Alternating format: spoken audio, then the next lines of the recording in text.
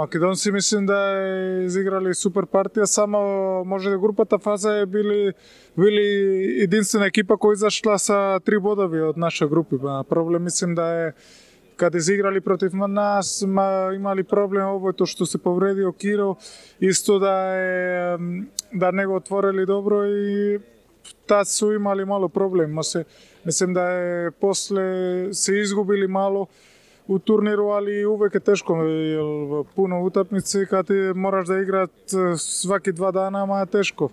Во Македонија многу се зборува за тој физички фактор, дека Македонија тешко игра цел еден турнир и како одминува екипата паѓа.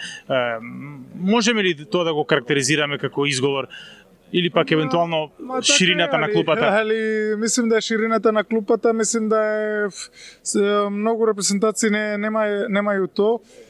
Да проблем да е прва постава добро изигра, али не може никоја екипа да издржи цели турнир само со една постава. Мислим да е исто ротација многу е битна и по тоа се видео да македонци може да е мало клупа им фалило кога изиграли први утакмици у турнир е фантастично и после кога били овој мен раунд сите сте били уморни и они немали таа ротација.